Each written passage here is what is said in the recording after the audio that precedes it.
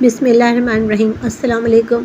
आज मैं लेकर आई हूँ आप लोगों के लिए यखनी पुलाव। यकीन करें इतना मज़ेदार यखनी पुलाव बना है कि बिल्कुल लाजवाब। आपने आज तक इतना लाजवाब पुलाव शायद ही कभी खाया हो। सादा सी रेसिपी है मगर बहुत लाजवाब है। पूरी वीडियो देखिएगा, बीच में स्किप नहीं करिएगा। तो चलें इसको शुरू करते हैं। बिस्मिल्लाहिर्रहमानिर्रहीम। कि यखनी में मैंने 2 टेबल स्पून साबुत धनिया, 2 टेबल स्पून सौंफ, 1 टेबल स्पून नमक, 20 अदद लहसुन की जगह 2 इंच का टुकड़ा अदरक का डाल के मैंने गोश्त को गला के यखनी बना के रख लिया है। और इधर हमने चावल लिए हैं, ये 1.25 किलो चावल है मेरे पास। इनको मैंने आधे घंटे भिगोकर इसका पानी फेंक के इसको भी रख लिया है। अब हम एक पैन लेंगे, पैन में हम ऑयल डालेंगे। हमारे पास 1.25 किलो चावल हैं तो हम इसमें 1.5 पाव ऑयल डालेंगे। गोश्त हमारा 1.5 किलो है हड्डी वाला और चावल हमारे हैं 1.25 किलो। अब इसमें मैंने 5 अदद प्याज को बारीक काट कर वो इसमें शामिल कर दिया है। इसको गोल्डन ब्राउन करना है।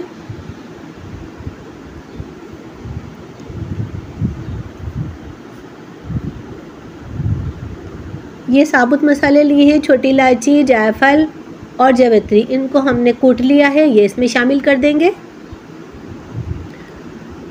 और साबुत गरम मसाला लेंगे, पूरा गरम मसाला है। 4 बड़ी इलायची, दालचीनी, लौंगे, काली मिर्चें सब इसमें शामिल कर दिया है।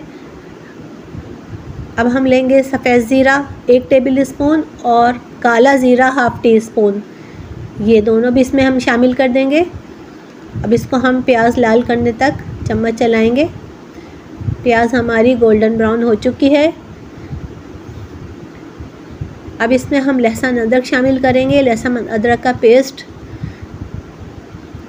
ये 4 टेबल स्पून लहसुन अदरक का पेस्ट इसमें शामिल कर दिया है।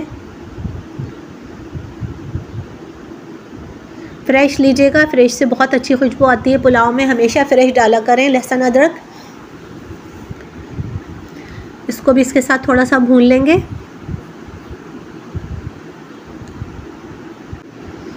लहसुन अदरक डालते ही माशाल्लाह से बहुत प्यारी खुशबू आने लगी है। बहुत ज़बरदस्त पुलाव बनेगा, आप लोग ज़रूर बनाइएगा इसे। अब इसमें हम गोश्त शामिल कर देंगे जो हमने यखनी बना के रखा था।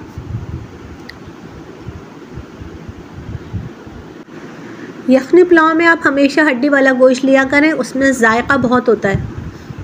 ये मैंने हड्डी वाला गोश्त ही लिया है।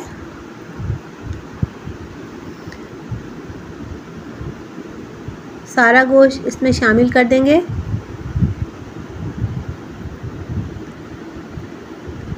अब इसमें जो लहसुन जो था उसको भी मैंने इसमें डाल दिया, छिलका हटा दिया इसका लहसुन का। जो लहसुन इसमें डाले थे मैंने उसका छिलका हटा के और लहसुन को डाल दिया है। इसको भून लेंगे, थोड़ा सा गोश्त को प्याज के साथ भूनेंगे।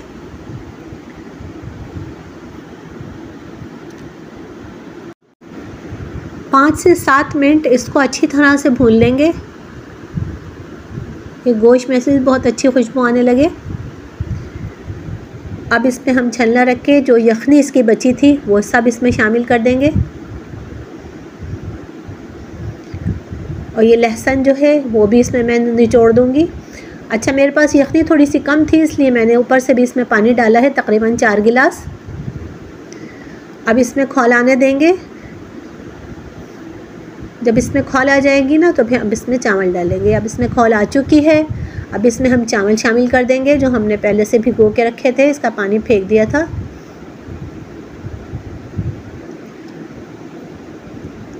सब चावल शामिल करने के बाद इसको मिक्स कर लेंगे।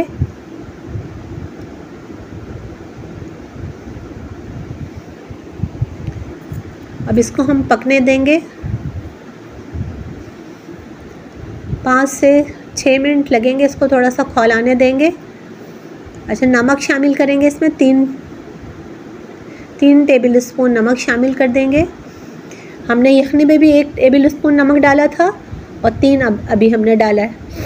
ये बिल्कुल ठीक परफेक्ट नमक बैठा था। इसको मिक्स कर लेंगे। मिक्स करके इसको थोड़ी देर पकने के लिए रखेंगे। इसमें खौल आ चुकी है, पानी भी अब थोड़ा कम हो गया है। मगर अभी चावल में थोड़ी सी कसर है और अभी पानी थोड़ा ज़्यादा है। ये भी जब एक कनी रह जाएंगे ना, फिर मैं इसको दम पे लगाऊंगी। अभी थोड़ा सा और पकाऊंगी, थोड़ा पानी कम हो जाए।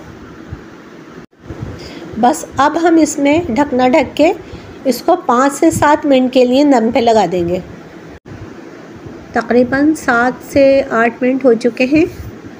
माशाल्लाह माशाल्लाह से पुलाव बहुत ज़बरदस्त बना है, बहुत ही प्यारी खुशबू आ रही है। यखनी पुलाव बहुत ही मज़े का है,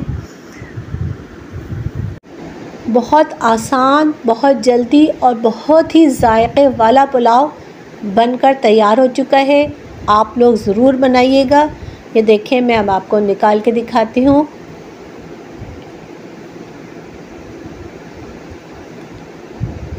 माशाल्लाह से चावल भी एक एक दाना देखें, माशाल्लाह माशाल्लाह से बहुत ही ज़बरदस्त पुलाव बन के तैयार हुआ है। बहुत ही ज़बरदस्त खुशबू भी आ रही है। पुलाव के लिए आप जब भी गोश्त लें तो हड्डी वाला ज़रूर लें, हड्डी उसमें ज़रूर डलवाएं। और गोश्त को जब आप यखनी बनाएं तो उसको बहुत अच्छा सा गोश्त को गलाना है। जितना अच्छा गोश्त गलेगा उसकी यखनी में उतना ही अच्छा उसका फ्लेवर आएगा, जिसकी वजह से पुलाव में बहुत अच्छी खुशबू भी आएगी और बहुत मज़ेदार पुलाव बनेगा। अब इतनी अच्छी खुशबू आ रही है कि पूरे घर में महक गई माशाल्लाह से। रेसिपी अगर आपको पसंद आई है तो मेरे चैनल को सब्सक्राइब ज़रूर करिएगा। दुआओं में याद रखिएगा। इंशाल्लाह ज़िंदगी रही तो एक और रेसिपी लेके हाज़िर होंगी। अल्लाह हाफ़िज़।